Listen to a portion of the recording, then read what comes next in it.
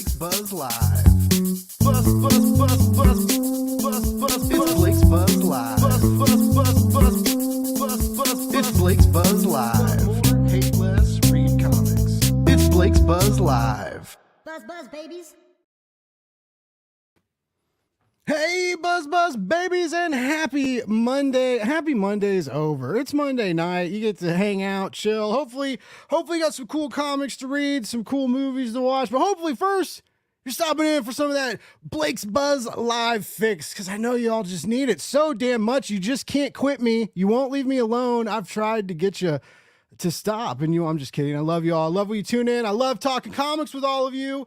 And I actually really enjoy talking comics with the guest I'm bringing on tonight. He's been on the show before, and we were actually talking in the green room about last time he was on the show. It was a little bit different. But I don't know. People have watched my show for a while. Blake's Buzz has been on a journey, I guess you could say, right? But no, I love this guy. I love his writing, and he's got a very cool, sexy, spicy new book to talk about tonight. I'm very excited. Let's quit gabbing and bring him out, ladies, gentlemen, and everybody else. What's up? I got Russell Nohelty in the house. What up? What up? What up? All right, he's just a writer, guys. Calm down. All right, now, Russell, how you been, bud? It's been a crazy time in the last few years. Like, I feel like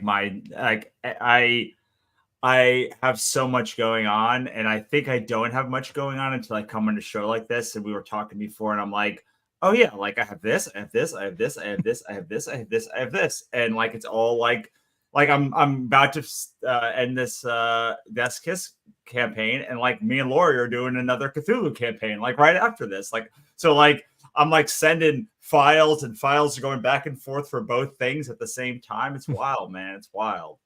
It's good to stay busy though. I mean, I feel like, comics, especially, you know a little bit more about the prose side of things, right? But I mean, and I'm sure it's similar, but it's like, you gotta stay busy or die, right? Like keep kicking or drown, or however you want to think about it. In writing, that's why people kind of tell you to, get out of your comfort zone and try new things, try review writing, right? Try comics, try prose, try nonfiction, try Substack. A lot of these things, are stuff that I'm, of course you're exploring currently in so many different realms. As someone who is, spread out and this is the job, right? Like this is the deal. You asked for it. This is how the water bill gets paid and all that good stuff, right? But how do you keep yourself both focused when you have a lot of tasks, a lot of big projects, but like also like sane, burnout, like exhaustion? These are all real things, even if it is the day job, right? Like, yeah, man. I mean, it's how do tough. you segment that in your life and keep your family happy, keep your brain happy, keep your fans happy, the Holy Trinity? Like, how do you do That's that? a lot. It is a lot. So like, it is nice that you have basically, like, I work from home and I have about 12 hours a day to like do this work. And like, it is hard to overstate how much having that long amount of time gives you. Like, it's like, it's not arithmetic. Having 2 hours isn't like having 2 1 hours. It's like 3 times more. And like when you have 12 hours, you just can stack so many things on it. And I'm blessed to have great teams and have great partnerships. And a lot of it is just having the right partnerships. So my business partner and writer MBA, Monica, does half the work of like promotion and writing and running stuff. And then we have a conference, and our events team like handles the conference, and I have an ads team to do all of the ad scaling that we're doing. And so we have a lot of it is teams, but like, I do feel like I'm burnt out a lot of the time. I do feel like I'm always burned out in some kind of writing, but that's actually kind of the blessing of doing so much different work, is like when I reach a point of tilt on a project, I can kind of be like, okay, now I'm going to do nonfiction stuff, or like I'm kind of burnt out on nonfiction stuff right now. So like the comic stuff comes up, or like something comes up, and And I've always told people, I've said, like, you guys are shooting yourself in the foot by saying you're just the comics writer, or like wanting to work in comics. Like, I interviewed Marv Wolfman years ago, and like we're pretty good friends still.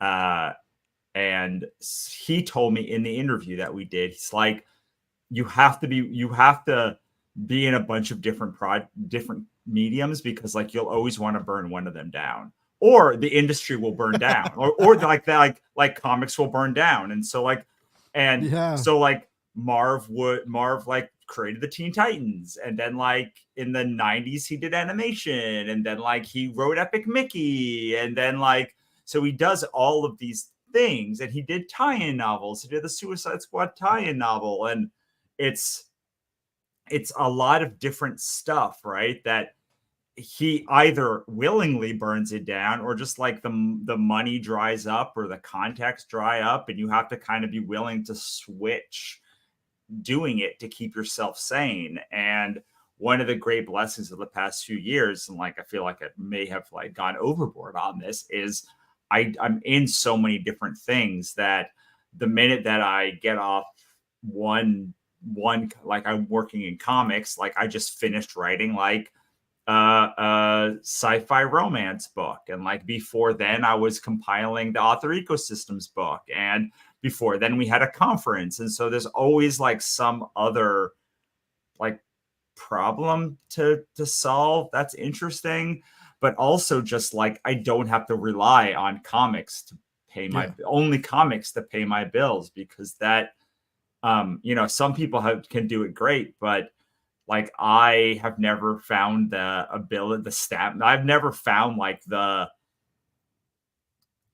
continuity to be able to do that work. I've always had to say like, oh, well, I'm going to do a course launch now, or I'm going to do this, or I'm going to be over here doing prose, or I'm going to expand this way or that other way. And it's led to like kind of like very fragmented life, but also it's like led to a more robust life. I think someone like a more robust career, whereas like someone like Kat and Phil, they like are killing it in comics. Like they just like they hit it like they but they're doing comics and comics and comics. I've just never found that like thing that I could like that comics thing that was like sustainably allowed me to keep going. And that would you led want me to having, though, like even if you did have like a great some big long, like if you came up with your White Ash or whatever it was, right? Sure. Like, and like, but I mean, your prose reads like you have a great fondness of literature and the style. And I've seen you like we talked about in the green room, your Substack is impressive. You do great fiction. You do you were telling me you're doing like some nonfiction stuff. You do like and like back to like the Substack thing too, like educational kind of writing and stuff, right? But as you mentioned, you've diversified your skill, which I think is genius. But you got to love writing a little bit too, and I mean, if you would miss it, I feel like, you'd be like, even if you did have that great comic book idea, you'd be like, oh, but I want to spend 2 pages describing an old man sitting in a chair because I can. I want to talk about the way the sweat forms on his brow and the strain in his wrist as he turns the page of a magazine. Like you don't get to do that in comics, right? Even with your artists, you rely on very small moments every now and then, right? To like focus in on those, but you miss that, like David Foster Wallace, like that James Joyce freedom of of just like everything pouring out of your skull onto the paper, right? You're so limited in comics because of the format. Yeah, what I think really helps is every kind of writing has a little piece of the puzzle for like how to build a sustainable career. And like comics has Kickstarter and conventions like On Lock, but they like kind of suck at doing like Amazon and retailers, which is like something that like novelists have like On Lock.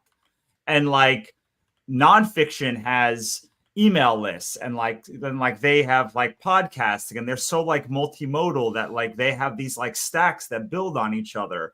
And I think what my career has been able to do is take all of that, and I can bring the good stuff from fiction into prose, and like I can bring all the good stuff from like prose into. I'll give you an example. I did this book Lucifer Licorice last year, and you mentioned small moments, and like I really learned like how to do these small moments with like these like very tiny like almost comedy beats from writing prose, but I was able to really like sink it in Lucifer Licorice and have those like 3 panels where like one there's just like they're looking, and then there's a beat of like comedy, and then like it comes back, and like I feel like my writing is stronger because of it. But I mean I would have loved to be able to do Ichabod for like 80 issues, man. Like I have at least 3 more arcs of Ichabod that I could do. Oh wow. To like right now, if someone was like yes, I will there's a market for it and I will fund it. The thing that I was able to do with Desk Kiss though is like, because it's not safe for work, I just knew it was going to raise a lot of money. So like I could hire like a dream team. Not that I haven't loved every artist that I've worked for, but like I kind of idolize Ishan Lee and like Jen St. Onge and like Melissa Paliuka. So like being able to actually afford them is like a dream come true. So I bet feel that feels like good. Yeah. it was like I've been trying to find a project for Ishan for years since I saw her do Galarian for Charlie. And so like a book like this where you're just like, oh, this is a commercial book. And one of the things that I will say is this year is about, or this past year has been about stopping standing me in my own way and doing books that are just like popular in popular styles that like will sell, because then you can make more of them. The heartbreak of a book like Ichabod is like it's very niche. Like it's very bloody, even in a way that like Hellboy isn't bloody. Like Hellboy has a very odd offbeat style, but it's not actually really bloody. It's like really Lovecraftian in the way that it like is haunting, but like Ichabod is just brutal in a way that like mean to Spread everybody is in that brutal. book. Yeah, it's like Spread. That's a good example of. But like, and like Spread is a great book, and like it's gone on for a long time, but like he's got way more popular books because like that can be consumed by a wider array of humans than like Spread can be seen by, which is again like horrific and brutal, and I love it. So like I'm starting to learn how to make something that is commercial without taking like the thing that makes my work so special in my eyes and tamping it down. And I don't think I would have been able to do that if I was just doing comics, because I just wouldn't be doing enough books to be able to make that. That only works because I stacked like so many things for so long that I could kind of see, like zoom out and see how it was going and see all of these like little interconnections. Oh wow! So it was earlier when you were talking about burnout, and you mentioned how you can kind of hop from like one project to the next. So it's not, you know, when you are stressing or having issues with a project, it's that moment, that project. It's not like writing as a whole. Like it's not like that muscle memory for you just like shuts down. So when you do have like a stacked schedule, you can kind of like take a breath, right? And hop onto something else. Is that is that ever tricky? Both like, is it ever distracting? Like when you do that, like, do you ever like remind yourself, or, you know, or do you ever like compel yourself to go back to something, or like did you have to train yourself? I guess this is gonna make more sense. Did you have to train yourself to walk away, even temporarily walking away from like unfinished tasks? Like, cause that's like tricky for me sometimes. And I know I'm not like Right. the only bear in the woods on that one, right? Like, It's a lot harder when you do a podcast, right? Because it's like a constant thing. Like you can't like a book is there's no escape.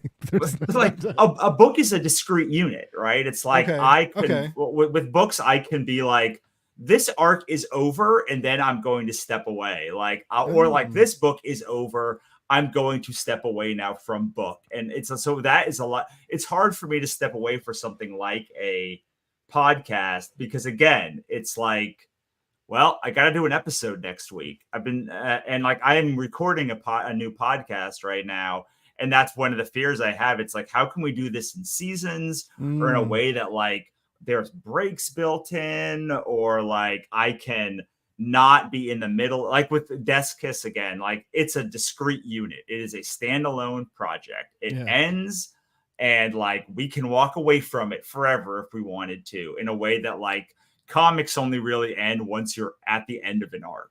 Yeah. And so I feel like I don't do a very good job of that with like my Substack. I just like keep writing for it. I'm like 3 months ahead and I'm still just like writing stuff for it and writing stuff for it. Cause like, and that's how I build in breaks. I just like batch record things or batch write Mm. things for months ahead. And then I'm just like, I'm going to go on vacation now and I'll still Still have probably be content for writing. days. Oh, I wish I could. I have a buddy, but he said hi. My buddy Cole from he used to be co-host and he used to work on the comic book burrito. He does something similar, like he does like disc golf YouTube stuff, but he does he'll take several, he'll take a bunch of footage when he's out on the course and then edit it down and get like a week's worth of it, and it's just like he's always got it ready. Oh man, I wish I could do that. I just my brain doesn't think like that. It's I'm a clusterfuck. As everybody knows this, but like it's just I don't. I try to plan, but and also like I'm like you. I take on a lot of projects, but I don't know if I take them all on well. It's like I got the show, and then like I got Metal Ninja at Joel, and now we got the Geek Network thing going, and so it's like trying to do I don't know. It's like God can do it, Blake can do it, right? That's a joke. That was a joke. That was, but no. So I was actually really stoked to talk to you, just for like therapeutic sense, just so I could like pick your brain and figure out how to live my life better. No, I'm just kidding. We're gonna talk about your Oh, no, books. I mean, hey, we can have a therapy but it session. is That's all right. Cause like, it's a thing that I struggle with a lot. My rule is if I'm take on anything, it has to be a hell yes. One, okay. like full throated. Like I have to hear the thing and be like, yes, I want to do that. I want to work with you. One, two, I bet on humans, not on projects for the most part. Like most of Oh, the time. is that safe? That sounds dangerous. Well, like I feel like in my career, most of the time, the projects that come out of a partnership are not the projects I went into the partnership with. And Okay. like, so like I have to be able to work with people that I like a lot. Okay. I want to work with for the long haul. And I have been so disappointed by some projects that I've been part of because the project was cool, but like I wasn't sure of the human who was editing it. Mm, I find that if I just say, I trust you, just tell me what to do, like just tell me what you want to work on. Usually what happens though is someone will come to me with a project like Melissa, like like SK. We just talked for like an hour and she pitched me a bunch of projects and we found one that we like, which became Desk Kiss. And like it ended up being great because like I love working with her and like we work on another project together. And like I finally, if I can just bet on humans, then like the rest of it kind of works himself out. Cause like if I bet right, then they're going to put a cool project together and like we're going to work like well okay. together. But like, so I bet on humans and then not on projects. And then most importantly, if I take something on, it has to be better, or it has to be better than anything that I'm doing right now. Like that's That ends up being a rule that is very easy to do when you are at the beginning of your career. But if you stick with it, it's like suddenly you're at a place where it's like, I don't know, man, like, is this really better than like the podcast stuff? Like, is this what is the, like, this is, you don't want to go backwards. Yeah. Right. And so like I end up being very under leveraged too. So I double every estimate of how much so I think it will take. If someone tells me how long it will take, I will always double how long that will be. And like that ends up giving me a lot of extra room in my life to fiddle around with. And I find that's I don't want to mess with my fiddle around time by doing things that I just don't care about wholeheartedly anymore. So is that an important thing for you too? Is the wrestle of time, the fiddle around time, like that's because I mean sometimes, right? Especially, and I'm guilty of this like all the time. But like when you're chasing that dream, right? And some and it's like, dude, nothing's scarier, right, than when that dream gets kind of close and you're like, oh shit, what? Like something's happening, and then like everything, and but you'll forego that you time, that mental health, that normal amount of sleep or whatever, like and it's sometimes it seems like an easy choice, right? Like I but still like how believe long it. For how long? Like, like to eventually you can't, it's not sustainable, but that's So, you got to figure that part out too, right? It's like, because you have to, well, sometimes you do have to like go in overdrive. Like sometimes I am over leveraged, but like I just read Cal Newport's Slow Productivity, and one thing that he said is for every meeting you take, you have to add your own me time into your schedule, an equal amount. So wow. if you take an hour meeting, you have to add an hour of your own time afterwards. And like suddenly a meeting is not an hour. It's actually 2 hours of like your life, because you have to take that extra time and just doing things where and especially at the beginning, you kind of have to say yes to everything. Yes. Like, and even now, like you emailed me last week, and like as much as I would have said yes anyway, it's like, well, I'm in the middle of a launch, so like I'm going on whatever show that you like. I don't know what your show is. Like if you email me during a launch, I'm going to like be on it, but I'm probably going to do like just about anything still to this day, because like it's, as long as the commitment is small. So that's another thing that like I always think about. It's like the commitment to this show is like an hour or so of my time. Like that's a pretty low commitment, as opposed to like if you asked me to edit this show afterwards, that would be like, I don't know, 100 hours of my time, because I don't know how to do that well. So like, I find myself, if someone's like, do you want to write a story for like an anthology? I'm like, well, how many pages? What's the word count? Like 2,000 words, 1,000 words, 5 pages, 6 pages. Like, sure, that's like less than a day of work.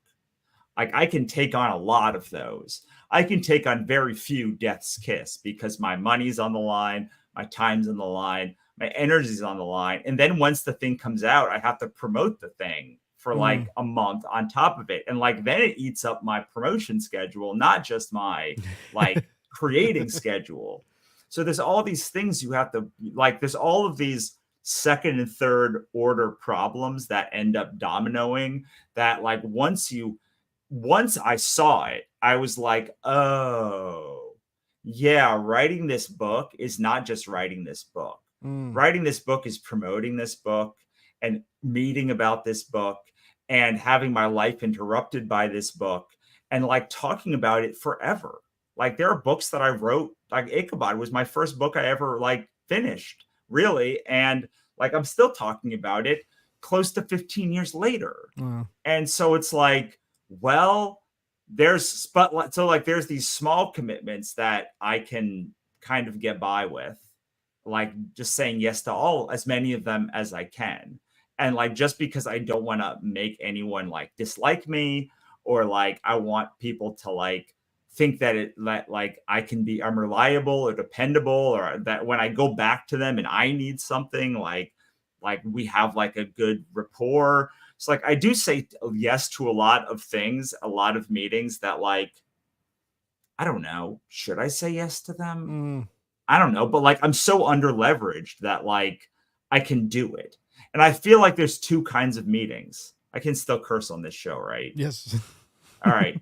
So there's fuck around meetings and find out meetings. Okay. And like I'm okay with either of them. Fuck around meeting is like, do you want to meet for lunch and just like shoot the shit? And I'm usually gonna be like, well, okay, maybe I won't meet you for lunch, but I'll at least do a virtual lunch or something with you to Yeah. shoot the shit. Or like, do you have a project or program or something, or like something to pitch me? A find out meeting is like either of those, like I'll probably do because like I like fucking around and I like finding out. I don't like when they swap and a fuck around meeting becomes a find out meeting, or a find out meeting becomes a fuck around meeting. But like, as long as it's like an hour or less of my time, and that is why I am so under leveraged, because then when like stuff comes like across my desk and I'm like, I don't know, like probably something good's going to come out of it. I just have to like do it. But I'm not going to do that. I'm not going to like run an entire podcast network, because that's like not only second and third, but like fourth and fifth and eighth level like things. There's like unknown unknowns, there's unknown knowns, there's like known unknowns. Like there's just so many things that like I have no idea. Yeah. I'm pretty confident that if someone comes to me and is like, I want you to write a book, I know like what writing a book entails, you know, and I know what running a conference entails because I've done it a bunch of times now. But like, yeah, so I don't know, when it is very hard. I mean, not to like discount it, it's very hard. I'm very blessed to have done enough in my career that and partially because I had to diversify so much, like I have to know what all of these things will entail. And so I can say no to them, because like there's a ton of stuff that I was yoked to for a long time that I was like, man, I wish I wasn't yoked to this for the rest of my life. Well, yeah, hindsight, right? Like sometimes you don't know. When But you like, when you talk about like, you know, the you know, being under and over leveraged and stuff, and you know, picking and choosing the projects, and especially now that your career is it's at a different level. It's at a, you know, an impressive level. You got a lot of cool shit going on, right? But when you do get a call, right, like you got for Death's Kiss, right, and SK's on the other end, and there, however this conversation happened, right, and as you mentioned, you know, just like this is something you've wanted to do for a long time, but I also know that you were, I know you had some more test readers than sometimes. You were nervous about like the romance one shot deal, like, you know, and it's also like a romance one shot comic. There's also a really great supernatural element too, right? Which is, you get so much to play with there, but you know, like it was something you were worried about. It was something new, but still, like this, you got this call, it fired you up, you know, it got you amped. Like what, how does that call work? Like when you guys talked, like how does like a collaboration like this happen? Like they're like, I have an idea. They knew it wanted to be a comic book, or so SK like booked an hour consult with me. okay. And I was actually kind of nervous because she's a very successful author. And I was like, what am I going to, and she has a very successful company.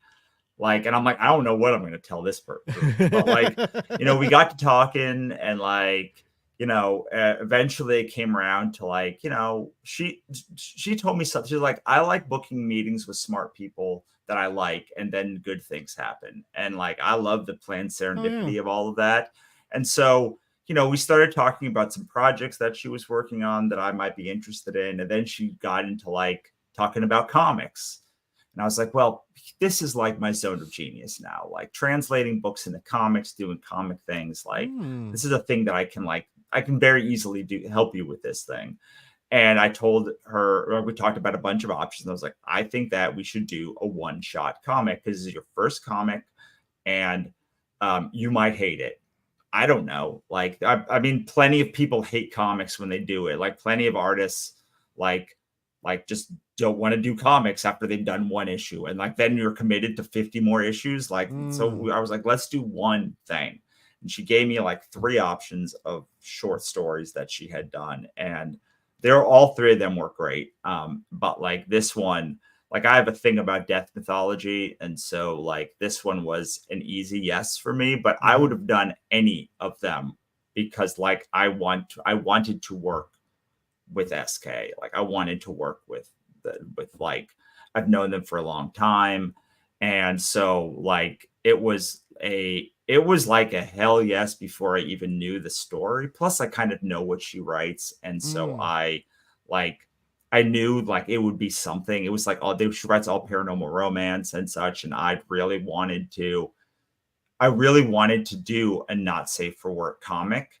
I feared that like it would be seen as exploitative if I did it. So I was very cautious to like find somebody who was unimpeachable.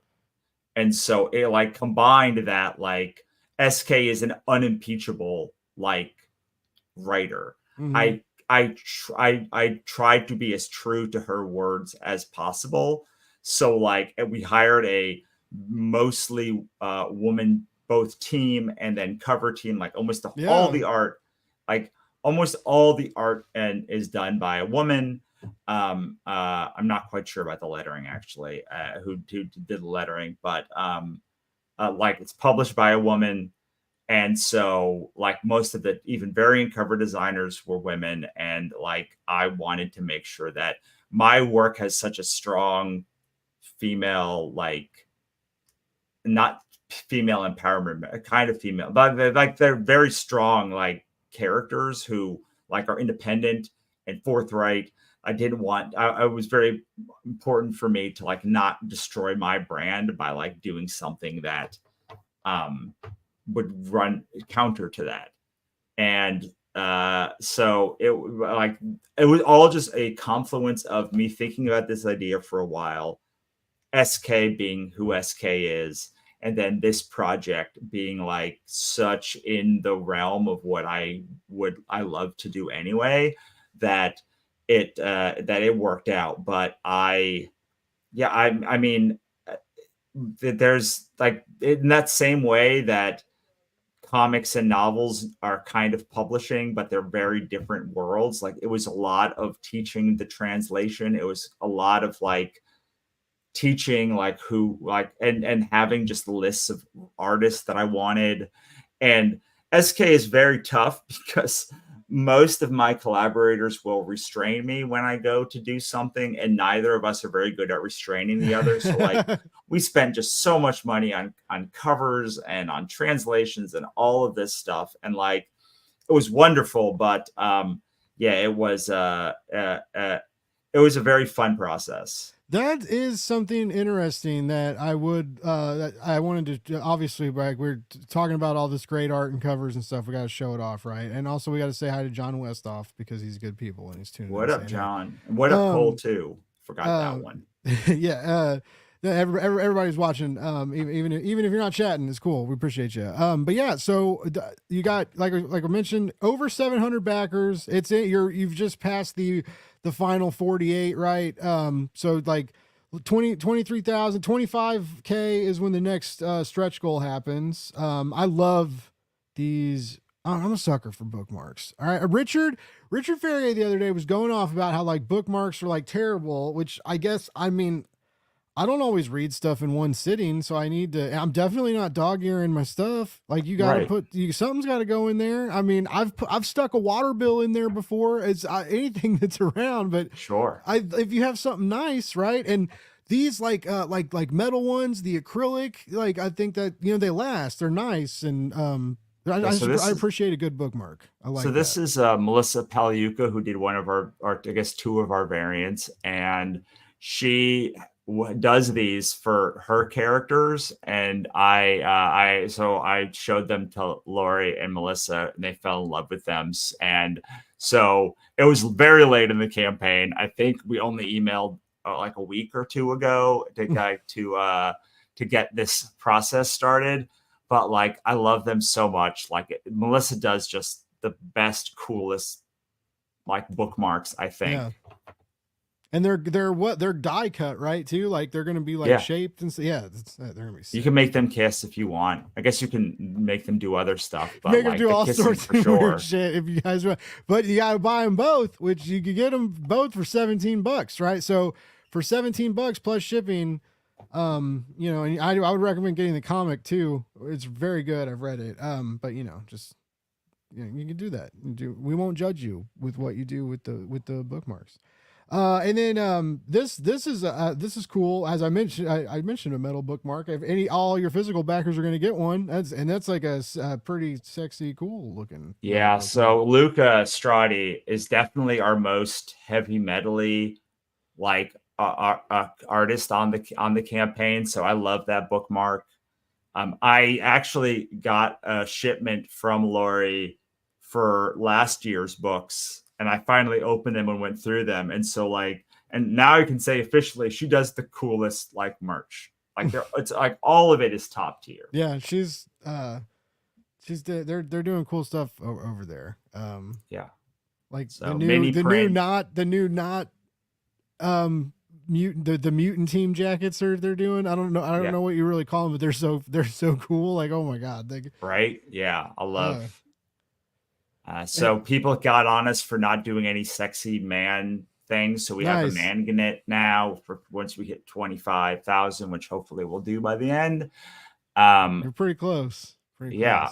Well, it's like weird because like there's a lot of backers, but like there's a lot of digital backers. And so like we're like, man, not to go back to Kat and Phil, but I can't stop thinking about how cool their friggin' Oz book is. So I am so angry because Oz is such like a huge part of my life. And the fact that it was just sitting there, like Glenda and Elphaba as lovers, and I didn't get it. I'm so angry at them, but also I'm so happy for them as well. Like it's such a great idea. So yeah.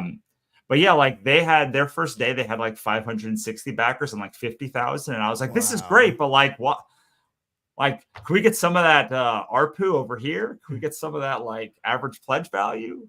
That's crazy. Yeah. They're killing it. And they too have started exploring like, and it's some of it's like not safe for work, right? But it's more than that, right? I said a joke the other day, but I said penetration with a purpose, right? But and I don't think I've seen like full penetration. I mean, I've seen it in a comic, but like the people I've had on my show and stuff, I haven't seen that in these. But it's sexy, and it's like, you know what's happening. There are parts. There are parts on the page, right? Yeah, I mean, they got Terry Moore to do a cover. Like it's like that. I was like, holy! I was like, they came to party, but yeah. Not to make this about their thing, yeah. But like, I'm very impressed by that campaign. They had a great, and I love them so much. They had a great, and they're awesome people. Both of them do a lot of you do a lot of community writing work too. I know like Kat's more focused on like Kickstarter, specifically Kickstarter comic stuff. And you will reach out to and help in that regard too. But as opposed to like when I mentioned your Substack earlier and like the education, like, for a while you were, almost like giving lessons in how to make money on Substack, and which is crazy, right? Cause you would be like, you just kind of thinking, and this is my jealous human brain thinking that like we can't all share and love each other and teach each other how to be better. But it's, it's like you give away all the secrets, and then like if everybody, knows they can make money, but it doesn't affect your audience. If anything, you built more of an audience like that kind of that good nature brought more people in. And then like the diverse topics you talk about, not just Substack, just your writing career and all that. And as you said, like in the last like year, like kind of through Substack writing, you've like sort of like written 3 nonfiction novels in a sense, like that, just through like, I mean, that's crazy. That's a lot of work on your Substack, like on top of everything else. Like, yeah, I mean, I couldn't believe it, but yeah, I mean, I feel like I had to do, there was an ethos I wanted that I needed to get out. I've slowed down considerably this year, but I mean, I just like I want to care about making the maximum amount of money and like not giving it all away, but I just don't. I just don't, man. Just like like it all works out somehow. Like I Nice. always like my mortgage always gets paid. Like I don't know exactly how every month sometimes. Like I don't know where the thing's coming from, but I just like know that like This I happens. don't know. I believe in this concept pretty hard. I've been falling into it called planned serendipity, which is like this big travel thing where it's like show up like in the right thing and like just allow cool things to happen. It's like plan for cool things to happen and they will. And like I own a conference that's really cool, and like I'm part of masterminds, and like I have my own community, and like I don't know, like if you just like I just let stuff happen with like I just try and surround myself with cool people and like let cool and then cool stuff like Death's Kiss happens.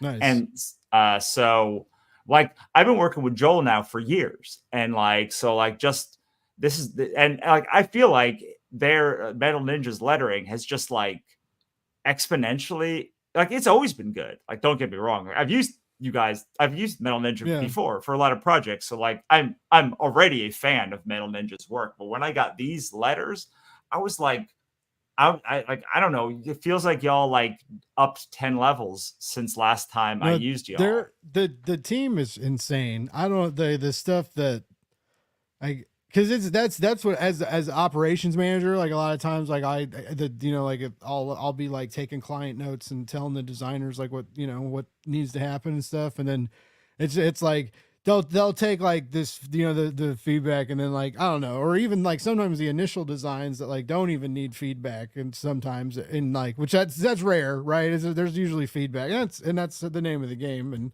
but like the stuff they just make, and I'm just like, God, you guys suck. Like it's and I'm just like, I wish I could do that. Like I can't. They can Yeah, like open Photoshop into like a blank template and just build. Just like I just it's like it's so cool, and much like your artist took a very blank page and put the art in this book is insane, and I love that it is not safe for work because you like the people are attractive, they have great body language, they are sexy, and then you get to see it, like the clothes come off and yeah, I mean, it looks even better. like I was so blown away by Yishan's work on Galarian. I Yeah, just like I reached out and I was like, I want to work with you on a project. I don't have the money to do a project now, but like I don't have neither do I have an idea, but like I so badly want to work with you on something. And so being able to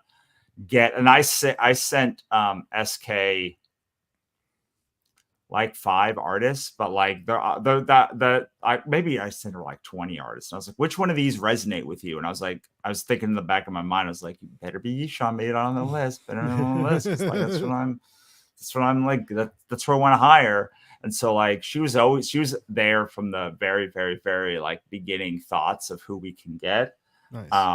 And so I'm so excited that I was so nervous sending her the script. I mean, she's very busy, so like she didn't have to do this book. She didn't have to do any book. Like it's a choice of projects, I'm sure. But like there's a lot of small, as big as this project is, as far reaching as this, there's actually a lot of like pages like this, where like not a lot happens, man, on this page. Yeah. Like she stands in front of a black void, basically snorts a soul and then sends it into the void. Like there's like nothing there, and so, like as far as like visually it's just like in black. So I originally didn't write this page, actually I was just going to move to the next thing, but we talked about it when Yishan came on. I was like, no, I'm gonna like when I thought that she would be the artist, I was like, I mean, I think we should write this page, but like there's not much there, and she just made all of these small moments like like people think comic book artists are like the big moments, but like they're like a great comic book artist. What separates them from an average or a good is like how they deal with small moments like this, because Yep. most of a comic book is navigating these moments, not the big fight sequence. Yeah, and when there are big moments, those are made more impactful and resonate more because of the strong characterization that happens in these subtle scenes like this. Like there's this, but this is so. I mean, all right, real quick, I'm a terrible host. Like Russell, throw me your con pitch, your con table pitch, like the Grim Reaper love fantasy that we've always wanted and just never knew we needed. Like, Sure. Okay. So the book's about is a one-shot comic about a psychopomp, which is the generic term for Grim Reaper, who has never been seen in all of eternity working, and she finds a human who can finally see her and realizes that she would she wants to chase that feeling even against all of her training and kind of like the universe fighting against it, and tracks their love story across across the years. And it's great. It's a good one. It is. And I love the time is a very cool thing that this team plays with too. It's just like, it's like, it reminded me of like some of those like sci-fi stories, right? When they're like the astronauts are gone for like a year, but it's like 8 years on Earth or and it was like just how time passes differently. But then also the sounds cheesy, but it's really cool in the comic, the timelessness of love and those like, that is it just doesn't go away, right? It's like when it gets you bad, like, oh, and it's just and it never really goes away. Like I think that's one of the terrible parts of being human, right? Is this I just like sometimes like you when you miss random people for like no reason, whether it's like platonic or if it was like a relationship thing or like, and sure, and it's just like, why am I thinking about this person? Like that was not a good time.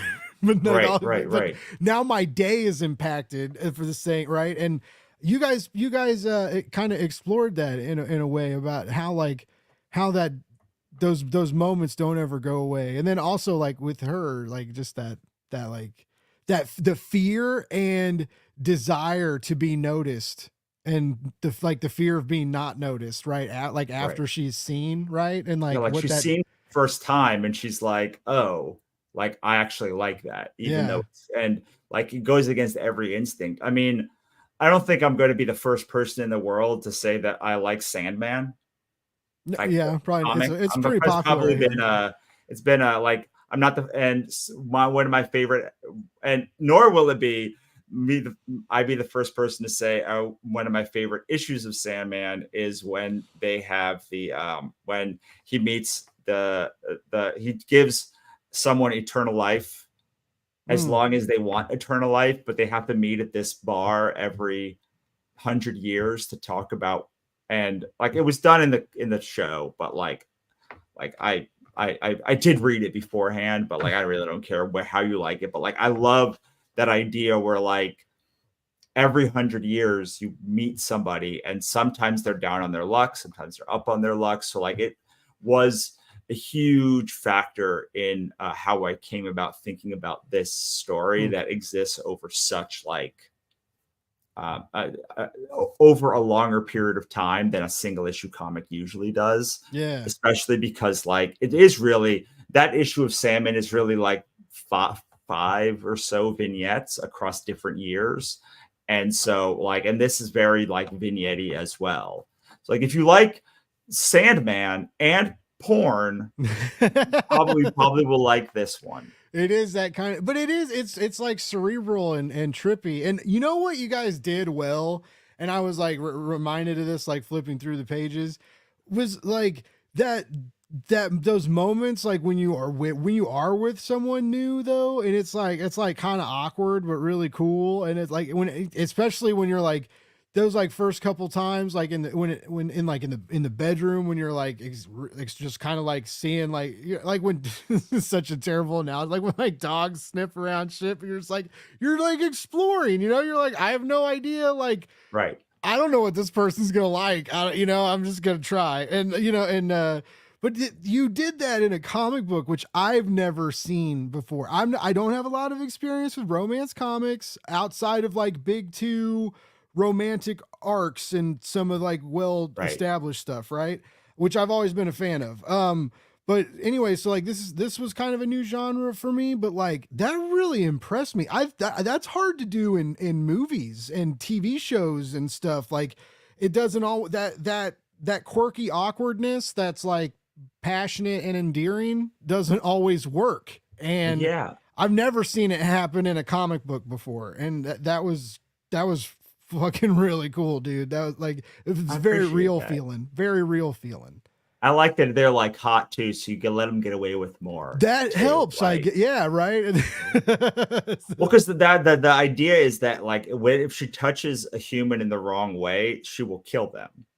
So like that it's like it's actually the same thing with that page of the BDSM. Like it's intrinsic to the story, and I think great romance stories like they move the plot or the character forward, and the best romance stories like can do both of them in a love scene. And so like you get some of that awkwardness.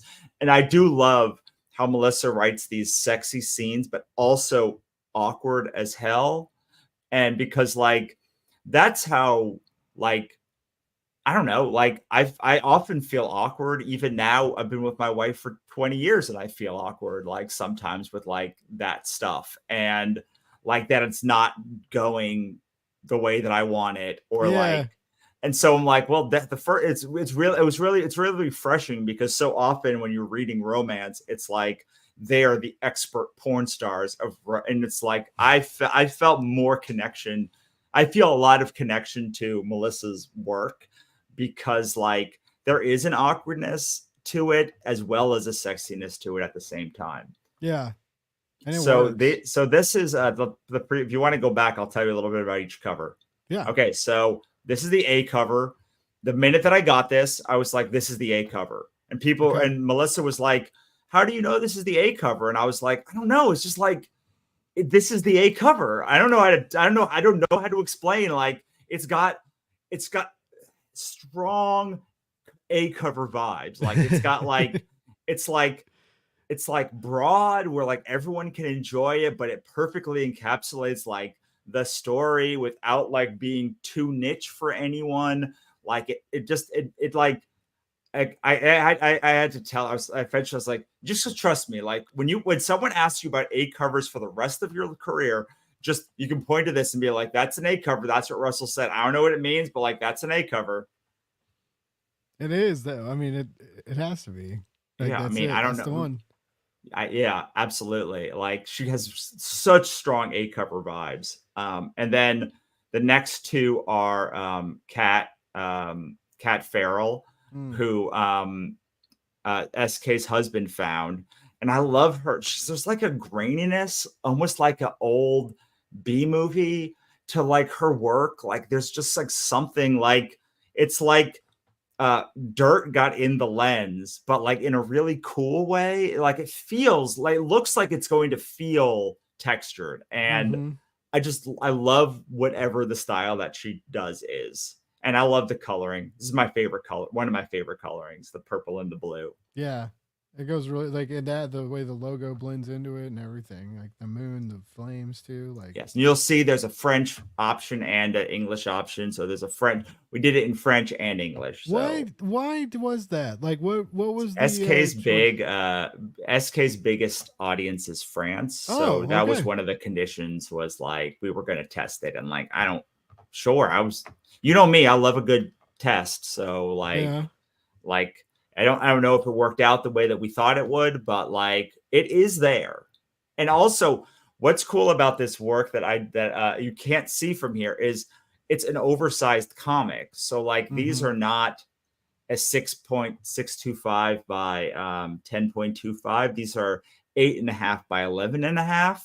So like they're almost a poster size, and like it doesn't seem that big a difference, but see if I can find one that's not going to destroy all of my.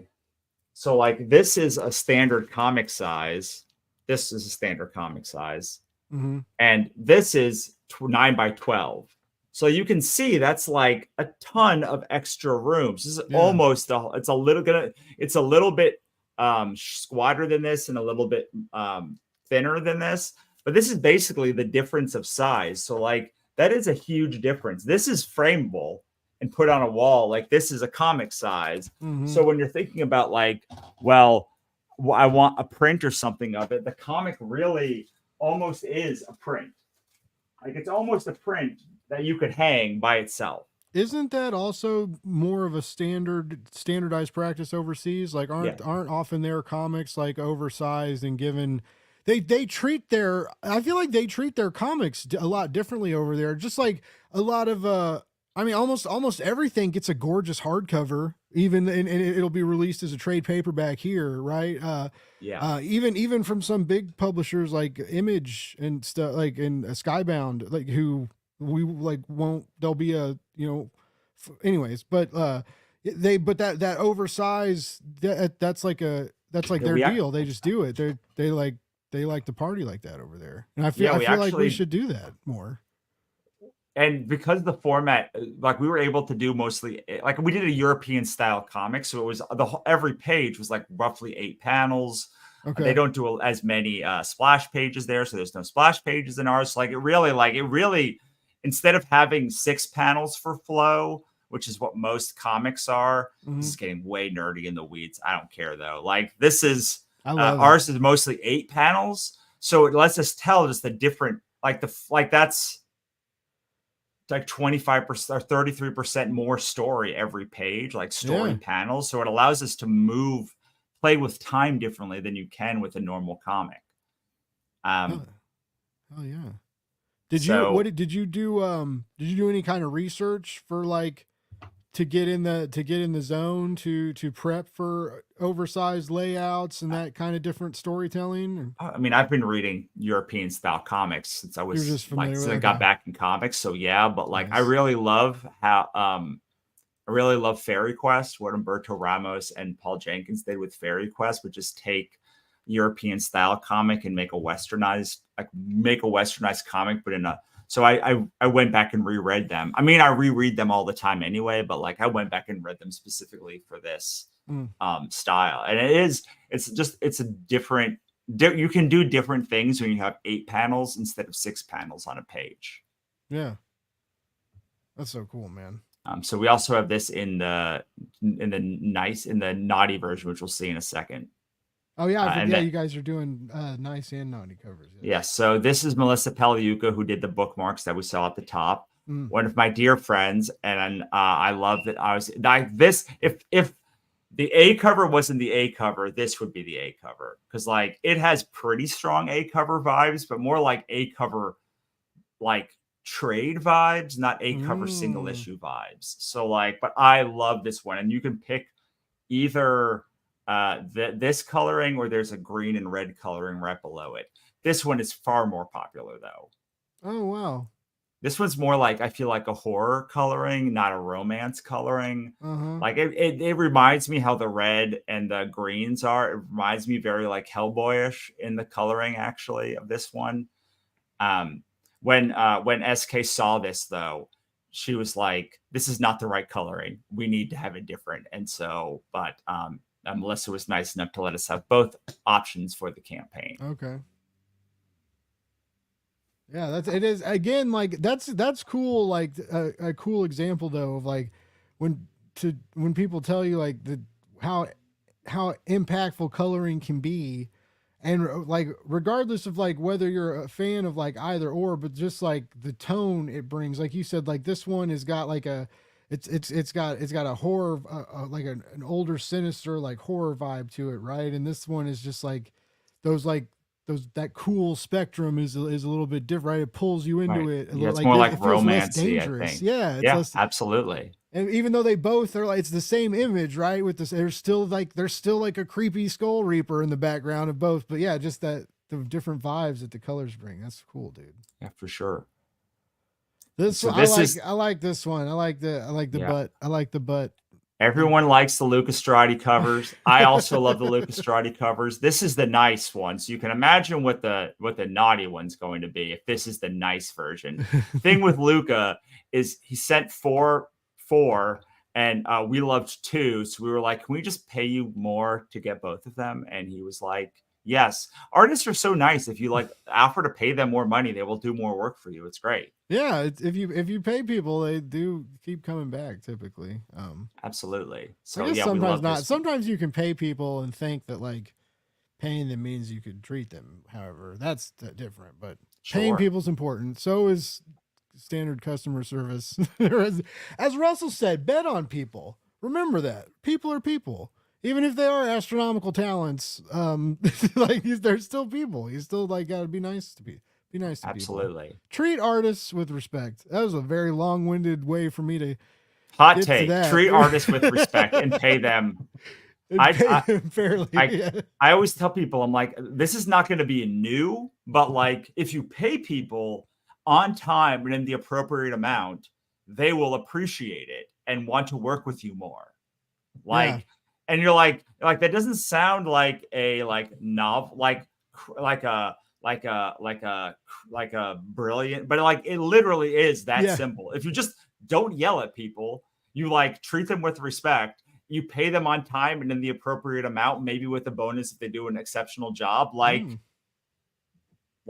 they will have such good opinions of you. Yeah. Because like, especially if you pay just like 24 hours or 48 hours after your invoice, because like no one does that. Like I still can't believe people are always like, wow, you paid me so early. I'm like, you sent me the invoice. Yeah. I paid it. Like I paid it when you sent it to me. I would have paid it earlier if you sent it to me earlier, but like I don't want this over on my head. Anyway, so yeah, I love the like kind of infusion of the Reaper in him and how the hands are on her, but they're like it's such a he's got such like a heavy metal vibe. Like I feel like either of his covers could be on the side of a van. Yeah. Which is the highest thing you can, which to me is the highest compliment you can give somebody. That's the highest praise you can give an artist. Like this, like an artist who has like a heavy metal style, like that, or like a tattoo. But I think van is like even more. The hood on the hood of a van, of a absolutely touring van. He is. I love his art. It is so good. And yeah, to go with like the skeletal hands and stuff, like. Yeah, it's so cool. Again, it's like you look at it and it doesn't scream. It doesn't like it both does and does not look like a old school like dime store romance novel a bit, right? It's got it like sings with that kind of tune, but it's a different song, right? Yeah, and absolutely. So it like beckons you back to that like part of the grocery store where you like know those books aren't for you, and also like.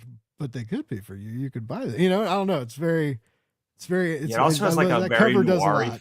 I also feel like the look is just very noir-y and like how it like she looks too. Like it could be like a dime store mystery novel too. Yeah. So yeah, I mean, I love it. I love it. And then I was so excited to work with Jen St. Ange. I love their work so much. And so I like flipped out when they said they were available. And like I love all of the covers, but this is my favorite cover because I'm like, dude, I work with like one of my favorite cover artists. Like this is just like bananas to me. And it turned out so great. I love the we'll see the naughty version of this has a very like American Beauty vibe, I think. I love the sky too. Yeah, Jen stuff. Because of Pat, another Pat, another guy, who's been exploring this not safe for work area and romance and stuff like with Destiny and stuff for a long time. But that's where I know Jen from, and same. Yeah, I've definitely paid some extra money for like a Jen trade variant. Same on certain Kickstarter campaigns. So like. Fully endorse whatever tier F go for it because you won't, especially like if it looks good like in that little graphic, like when you get it and oversized, it's gonna be so good. I can't wait to get my comps. You're gonna get like here we go, here we're getting into now we're getting the naughties. So this is the Yishan Lee, and one of the cool things about this campaign that Lori keyed me into is most all other Naughty Nice variants are just like the same pose, but a with a layer different. gone. Yeah. Yeah, but like ours are several. They are completely. Some of them are completely different. Like this one is a completely different Yeah. cover done by Yishan. Yeah. And again, like inside you guys are doing a lot of really cool effects with the magic and stuff, like inside the comic, and I like how you've done some of that on the covers too. Like, Thank you. there we go. Oh, this is good. That was Cat's. That's Cat's naughty version. That's a look. That is a look. That is a look worth $25, folks. I know, right? Like, it's so like, I just can't get over every time I look at one. I'm on just any of these covers. It's just like, wow, like I don't usually do a lot of covers. I usually do one cover. Like this is more than covers than I did for like whole years. Like if you took a whole year of my covers, there'd be less covers than these covers. But I'm just like, they're so good. I'm so glad we got all of them.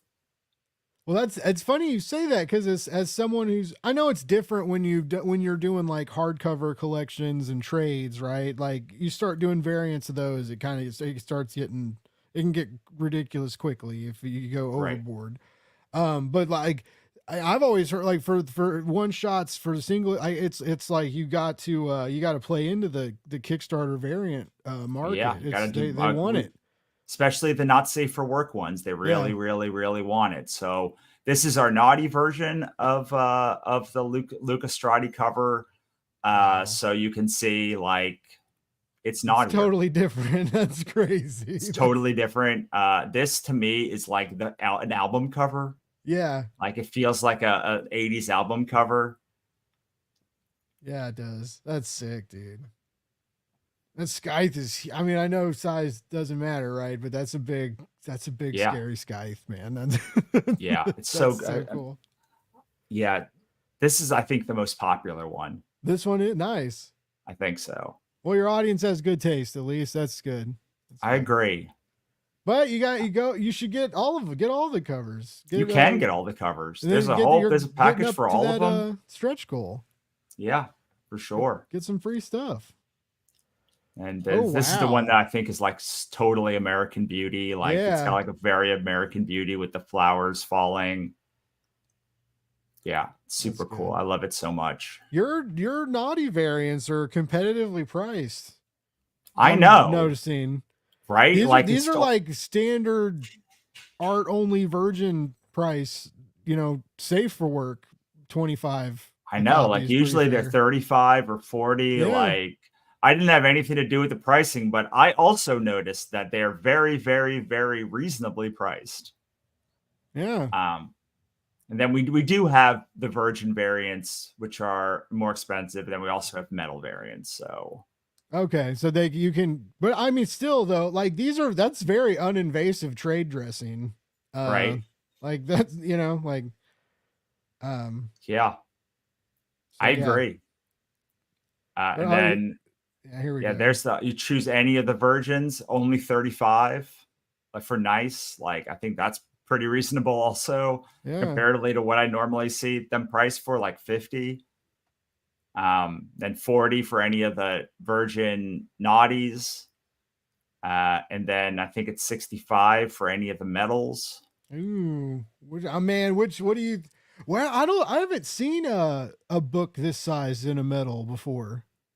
Yeah, it's a good point. I didn't think about that until this minute, but yes, I also wonder what it's going to look like in this size. I mean, it's going to look great, but that's going to be a chunk of steel. Yeah, for sure. Yeah, these are going to Jen's is going to look. I know Jen's and this they're all going to look great, but these bluer ones are going to pop. This one's going to shine real good. That's going to be like. I don't know if you can see where I'm pointing at. That's probably can't. I can't. The art I can't. So I know Jen's, and then the one where there's the blue flames on the bottom. Oh, Cat Feral, yeah, cats. Those are gonna like the blues. The blues are gonna like blues and reds like look really good. Like, and then the one on your almost cover A is gonna. I mean, that's gonna be like a chrome. That's gonna be super shiny, crazy looking. These Yeah, are gonna I'm look super good. These are gonna look excited. cool, dude. I agree. You're gonna have to show off. You're gonna have to get your fulfillment center, maybe, or when you get your comps in, you have to do like I just a short realized, show like, them off. we probably should have. I'm hoping that Lori has been like, "Hey, I have a distributor to do the metals because it's a oversized. Like, you didn't see metals in the oversized, so Yeah, I'm sure like, it's as long as they get the paper one to cut them to, they can, because they have to yeah, cut. They like I know this because it would work. They have to cut the metals anyway. So oh, like all they got to they're gonna adjust the size and cut.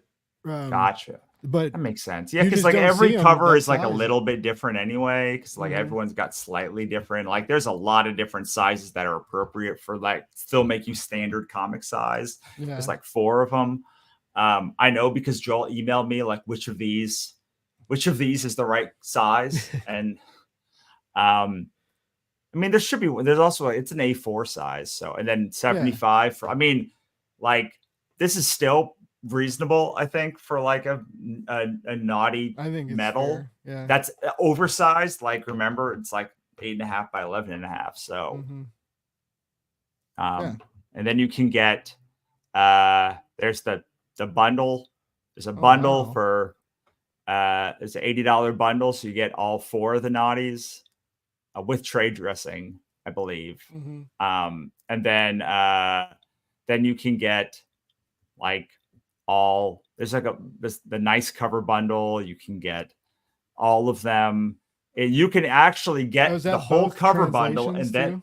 huh? Are they getting both translations too? Like in this? I believe that you get to choose which You choose. Okay. translation, but like I don't. That's a good question. I should probably have that answer. There's a box, You guys have a collector box? box, Oh.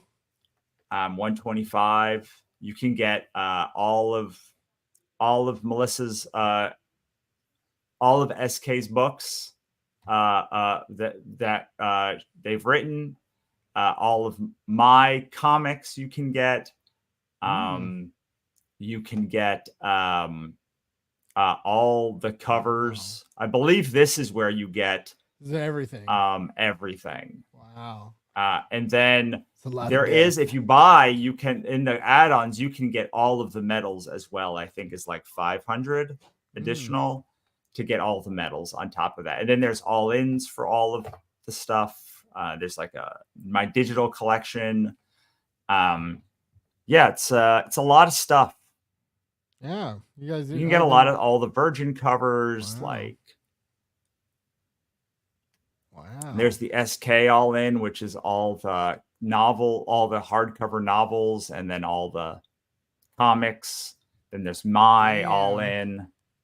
This should keep somebody busy for a long time. Right. There's a Laguna all in. Oh wow. Which is the studio, which is Laurie's company. And then there's like a massive all in that's everything. Like I think it's 700, and you get all 3 of our all ins plus you don't get the medals, I don't think. But like you can still upgrade to the medal if you can get all the medals. I think it's $500 in the thing. So yeah, it's a lot. Like there's a lot of options here, and like I mean I love this. I also love how Lori takes care of the books that she publishes. Like there's a reason why I do now. This is my third project this is my third book that I do with her. Nice. Because like I'm always super impressed when I get it. And I've worked with a lot of publishers, and I won't say that to most of the publishers that I've ever worked with. Like they all are fine. Like I don't have bad things to say about them, but like specifically Lori, like she always takes care with the books to make them right. Like if there's a small little thing, like she will agonize of it. Oftentimes way more agonized than necessary, but like they will get she really cares about the books that she does. And I also really care. Yeah. And yes, I mean she's just good people, but like there's a lot of good people who aren't also good publishers. She happens to be both. Yeah. She works though. Like she she's crazy. She's not crazy, but like, I mean, her schedule is. I can't imagine what her schedule is. Yeah, Like, I mean, it's just finished one. You just finished one merch campaign, launched ours, finished that merch campaign, launched the jacket campaign.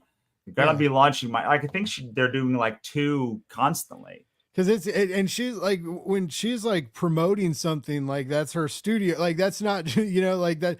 She's not just like promoting a campaign for someone else. She's like promoting her own studio stuff too. So yeah, it's like, and then so like you're doing everything on that campaign and then fulfilling it, and then that's what's cool about all these campaigns is she's known for her like great fulfillment. And so when you back these books, like, it's going to come shipped nice. It's going to, if you, these oversized books, whether you get like, the metals, the virgins, the whatever version you get are going to come like safe and ready for like your collection to be.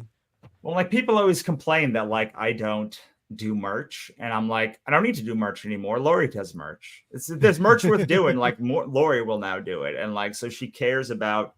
You did these really cool socks for Alaska Cthulhu campaign, which were cool. She did like pins. Like she just like really takes a lot of pride in all of the things that she puts out, and I appreciate that because like the details matter, and these how it comes matters, and it's been really gratifying to like watch whenever I do a campaign with her how like it's not screwed up. And I know that's like a very low bar, but like that said, I've been part of a lot of campaigns, and I cannot say that about every campaign that I've done. Happen. Yeah. So and I really like, I know Lori's been working a long time to try and get her women-led comics imprint up, and it's been really nice. As a not woman, it's been nice to be able to help that process along because like the art was done by a woman, and like one of the co-writer is a woman. So like it's been gratifying to have my small part in that by bringing this project to her, because I kind of like, she's been talking about this for a long time, and I kind of was like, if it's good enough for Lori, it's like that would be cool. And so like, I kind of went into this thinking like about Lori a lot and like what Lori would do. And then when I sent her this book, so I sent her this book to just say, hey, like, is this good? Like I sent it to like 5 people, and I was like, I've never done a not safe for work campaign. Like I know comics, but like, I don't know this space. Like, did I mess something up? Is there some big, like something that I missed? And like Lori was like, nope, no, it's great. Also, can I publish it? And I was like, oh, that's very good. Like that makes me feel good. Like I didn't, like, since I did this basically with you in mind, like cool. Hell yeah. That's good. They just did one. They did like a sexy pirate book not long ago, right? That had like, like a few months ago. Oh my God, that art was good. And like, a very good eye for covers too, like some great cover art. She's got a great visual eye. Stuff. Yeah, like all of her stuff. Like I highly recommend the Laguna All In. Like if you are debating which All In to go with, like because I know look, I also have a good eye, but like that, like Lori just puts together some of the best single issues in comics. I think, like honestly, like as a publisher goes. Nice. High praise. They do awesome stuff. Like I can't not agree with you. I mean, the highest praise I can give somebody is that I signed a contract with them, because I do not do that lightly. And so like I've now done it 3 times with her, and like so, and I keep coming back, and I will continue to, as long as she'll do projects with me, I'll keep working with her, because it's she's got like a. It's got a very there's not that many people in comics that like want to do the publishing work. Like a lot of publishers want to do the editing work. They want to do the creating work, but like they don't want to do the actual like, because publishing takes like logistics. It takes it's mostly logistics. And like, so the fact that Lori wants to do that work, Like I can do that work. I am very good at logistics, but I hate that work.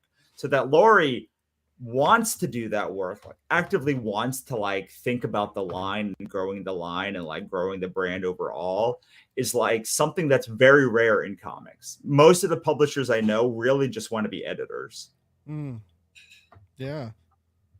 Man, that's a good little, that's a good hot take, right? But it's not, you're not wrong. Like you're not, it's like, oh, that's, I mean, yeah, I think that's why some trouble happens sometimes, right? Because you're like, yeah, let's do it. And then you're like, uh-oh, like, yeah, like all the books come to your warehouse and you're like, I don't understand. And then like people are like, where's the book? Where is the next book? And like, yeah, you know, like she's always, there's hiccups, but like she always keeps like the train moving forward. And like all I really want is the publisher. Like what people want is someone with a good eye who makes good books that then delivers them. Again, this is not that high like a bar to cross, but like at some point, like when you're delivering X amount of books, like it just gets like the thing collapses on itself. And mostly it's because you don't want to do the work. Like they don't want to do the work, the logistics work of like keeping the trains moving and keeping all of the things and getting the books in the warehouse and having the process to ship them out. Like it's not most people's cup of tea. So like that Lori really does want to do that work is like, you know, I want to keep that person around because there's, I don't know, there's like maybe 10 of them in comics. Not that many even in publishing. Most people still don't want to be a publisher. They want to be like a editor that publishes stuff. Like I've somehow gotten by just because like I'm willing to suffer through it. But Lori actually enjoys that work, which like is wild to me because it's such terrible work for me in my brain. And because she's also a great creator.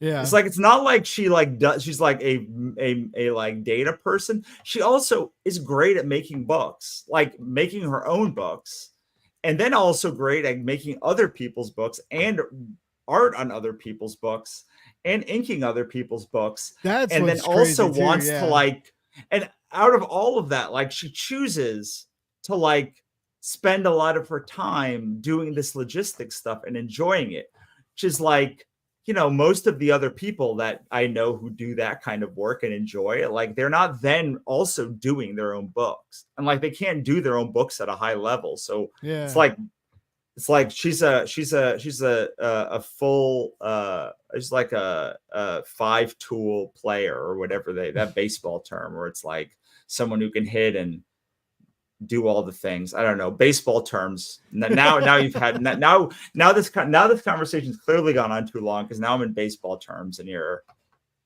But yeah, baseball terms that neither of us know either. Apparently, right. I was like, oh, what a fucking all right. A full stack developer that I can say like. No, she's awesome. And then like, I think because I remember she was like doing all that stuff. Like every now and then she'll like do like gaming live streams, and I'm like, how the fuck do you do all this shit? Like it's great.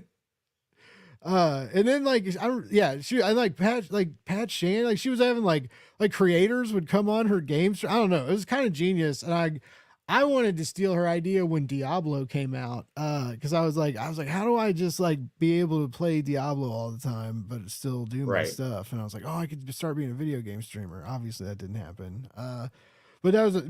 She's an awesome nerd. She's like the best kind of nerd, and also just like cool. Like I reached out to her a couple times asking like lighting questions and stuff when I started live streaming more. When I bought like some nicer stuff, I was like, is this like worth some like, because I was like, your streams always look really good. Like it helps when you're like fucking like a model, right? Like you could like, she could look good like anywhere. Like I have to get like $300 lights beaming on me to just even pretend I'm not like also like just great at cosplaying too. Like she can like just like she can do her own makeup. It's just, I don't know. Like I could go on all night about all of the things that I love about Lori, but like yes, like I don't know how she does it all.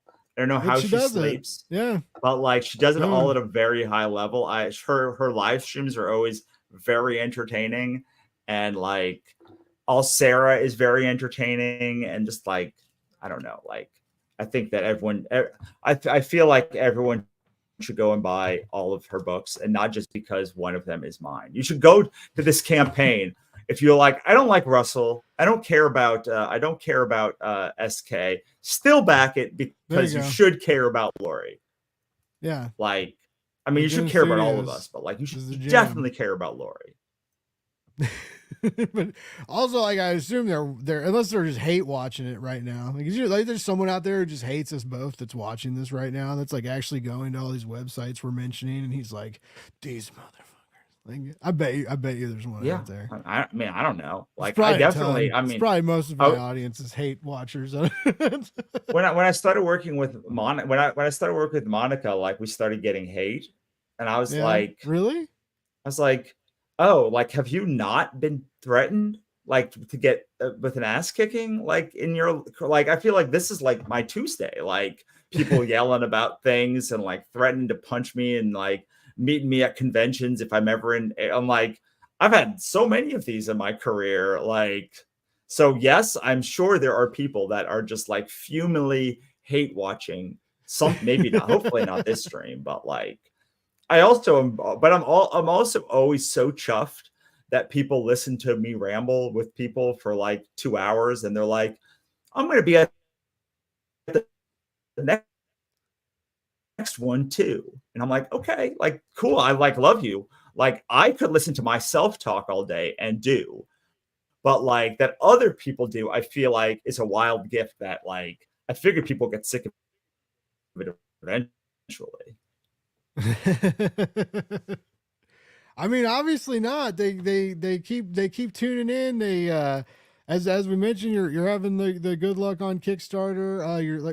Your Substack has been growing, and that's doing well. So I mean, like, I feel like people just can't get enough Russell. It's just like they need like more. I feel like, what's next, man? You gonna, unless they shut TikTok down, I guess you can start doing like little 1 minute like Russ bites. I don't know. Don't call them that, but I'm doing this new podcast, and they want me to do TikToks. My ads team wants me to do TikToks. I bet they do.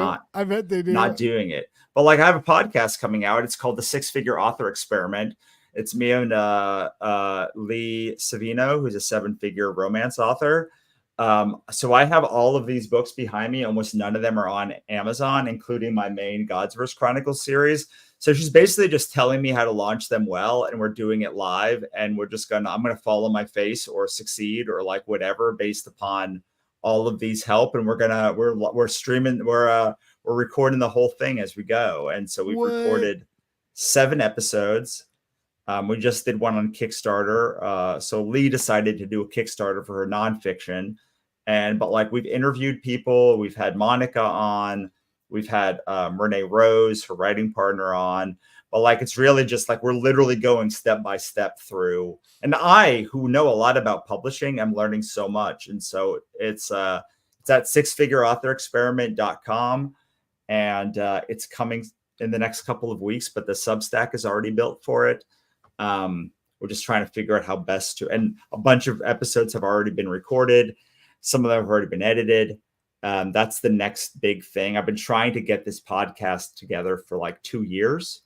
Wow. And I met Lee at our conference, the Writer Future Publishing Mastermind, and she was really into it. And so we basically got back and started recording it. And it's, if you like dumb stunts and or a lot of nerding out about like how to launch books better, like, we're going to be doing that.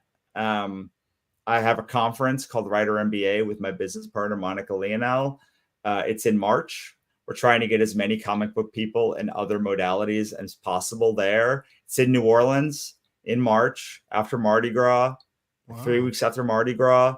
It's going to be super fun at writermba.com/conference. We have a 10 pay, so you can go there for like, it's $500, but there's no interest on the 10 pay. So you can just pay $50 a month for the next 10 months, or you can do more. I feel like I hear comic book people complain about how they suck at doing retailer sales. And I'm like, well, do you ever go to conferences? that have writer, like the reps at them, and they're like, no, I don't do that. And so I'm like, well, there's a reason why you suck at retailer sales. Like you have to go and learn how to do retail, just like you learned about doing live like conventions. And so also it's like really fun to do a conference that you don't have to make money at. Yes, you have to pay money for it, but like it is like, wow, you can just go and exist for the whole time. Yeah. And like and not have to sell like one thing. It's so nice. And then the main thing that I do is called the author stack. It's the Substack that I put all of my, it's really about how to thrive as a writer in a capitalist dystopia. But it's all of my best author growth stuff, all of my comic stuff. There's like hundreds of posts. I think there's like 250 free. There's like almost 700 paid. All of my courses, almost all of my courses from Crush It on Kickstarter, Facebook ads, viral builders, writing a great novel, like they're all free in the paid member area. And yeah, like I'm still writing. I'm trying to figure out what my next project is. Still doing comics, trying to figure out what my next comic is going to be. But like, there's like two sides of Russell, and I really enjoyed that like having them overlap and like crash into each other. Cause like I realized like I thought I was really into order, like things being orderly. But I think I'm like the older I get, the more of a messy bitch I become, and just like enjoy like that it's all random chaos, and like the fact that we can get anything done is like incredible. That's true. I think that like every single day. I'm just like, what? How did we even I feel survive? like I feel like we all think we're president business. Like success is about being president business but like really almost all the super successful people I know are way more like Princess Unikitty than they are president business. Like they're almost all like Unikitty. And like Unikitty is like a killer. Like she keeps all of Cloud Cuckoo Land like running.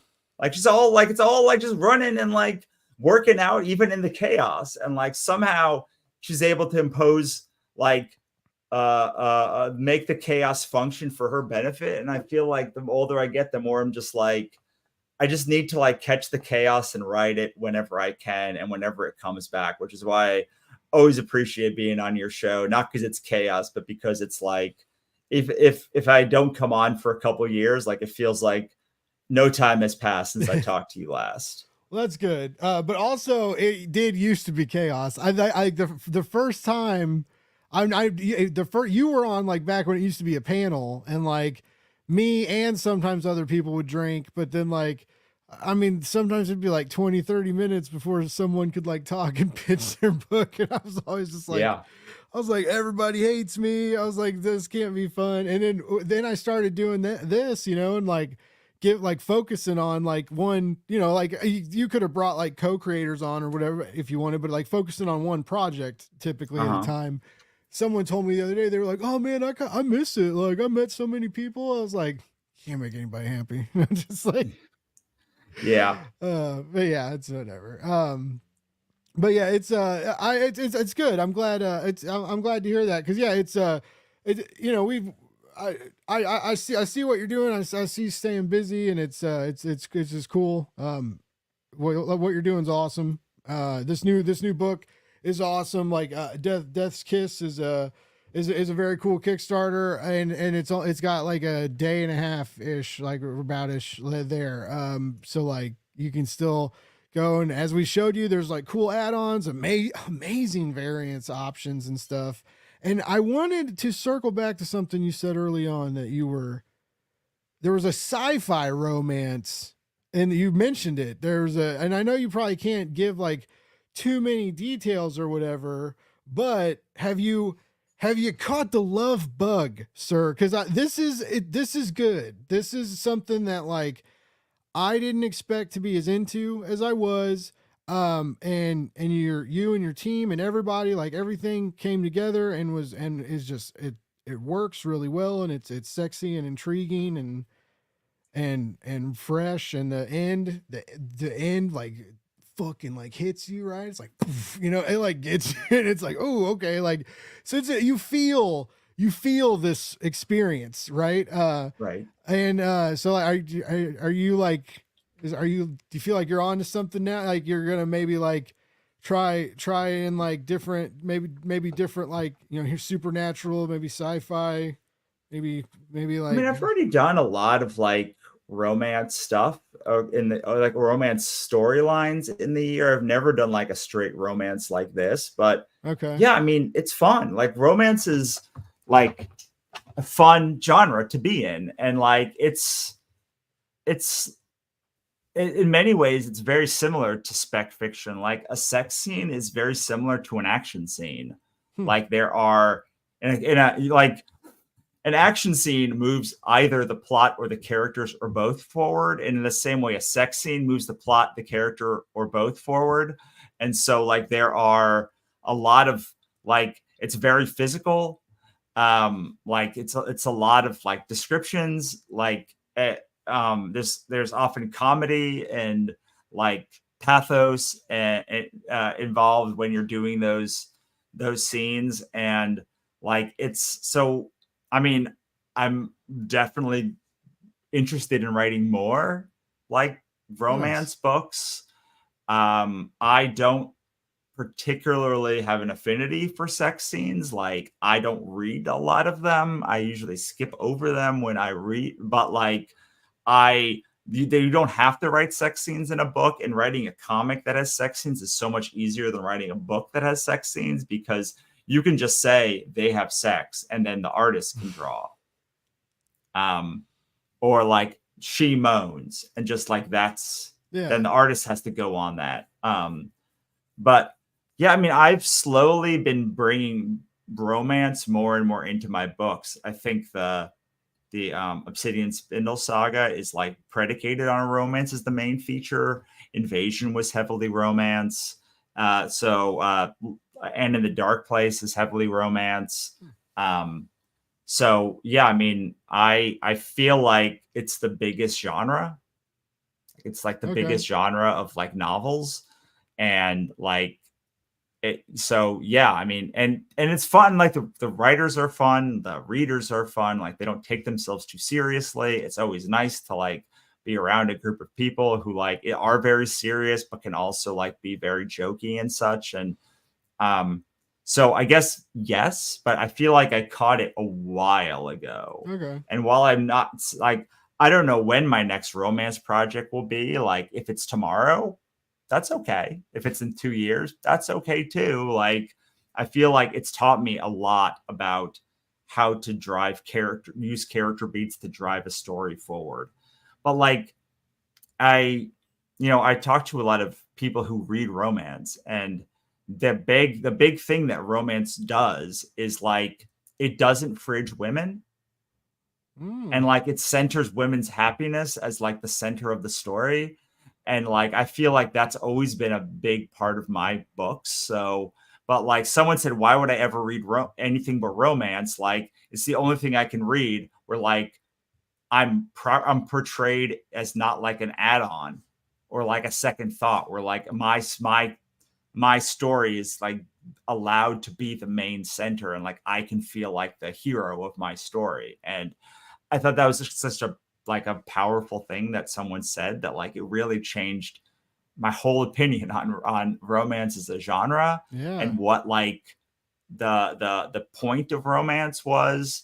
And like I use that part of it. I feel like I integrated pretty deeply into all of my books, where like no one is like that. Everyone can feel like the hero in the books, not just like the man. If the man, I mean, there's not a lot of men as the lead characters in my books anyway. But so I like, yeah, so yes, I did catch I did finally find a way to do romance that felt right to me, and like feel like I got trained in writing romance from SK. But like now I feel like I'm more interested in like finding just more cool people to work with, and I would love for it to be a romance. So if you have a romance comic or a novel, like I'm happy. I am open to work. which is something I haven't said a lot in my career because I've been so focused on my own work. But I'm finally able to like be like, yes, I am ready. Hell yeah. To take on that kind of work. Well, that is exciting. A lot of what, like I said, a lot of what you're doing is exciting. This campaign was, it's still going. It is exciting. I think I feel like the numbers have done well and are still. I think you're going to get a. I don't want to jinx anybody, like knock on wood. We're about to pass my like third. This is about to become my third biggest campaign ever. I assume by like tomorrow morning it will be, as far as backers go. Not as far as money goes, but like as far as backers go. Well, still, hey man, a milestone is a milestone, right? Like, Sure. So yeah, like celebrate that. That's hard work paying off, baby. But yeah, as he mentioned earlier, like the Substack is cool. Like check it out. Russell's doing cool stuff. He's a good person to keep an eye on. And he's always got something cool going on. I feel like, or he's teaching you how to make money online. I don't know, like which is also another cool thing going on too. Like, why not? Like, right. I could certainly benefit there. Like, there's a lot of things like I could do to make my Substack better, or even like my whole, like people have told me like I do well with branding and stuff, and I've done some things right, but like not. I don't know. Like I don't have a good business mind. So resources like that, I don't. They're very valuable. So for real, like you should pay attention to them when they're out there. Just saying that. Anyways, I know I will ramble. We'll just keep rambling and rambling, but I know Russell, I've kept you almost an hour and 45 minutes for going on.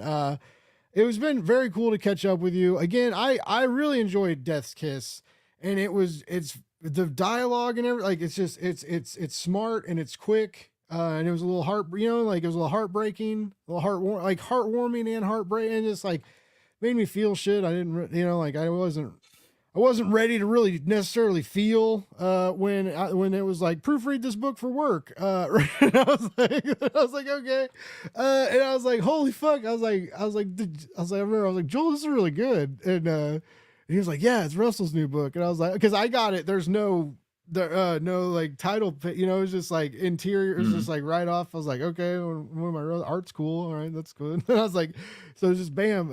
And I was like, yeah, I was like, fuck, that's cool, dude. So yeah, I really enjoyed it. Gorgeous variants, awesome campaign. Shout out to Laguna Studios and Lori, like doing awesome stuff over there too. So yeah, keep an eye on everybody. Follow everybody.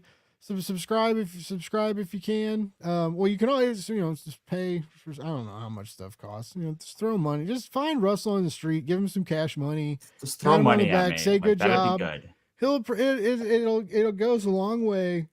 Yeah, I mean, theauthorstack.com/subscribe is where you can subscribe. There to, it is. My Substack, and then you can go to bit.ly/deathskick, and that will be where or just find it on sub. I don't even know if people use Bitly anymore, but yeah, you can just go to Kickstarter and back it. It is on for a little less than 2 days.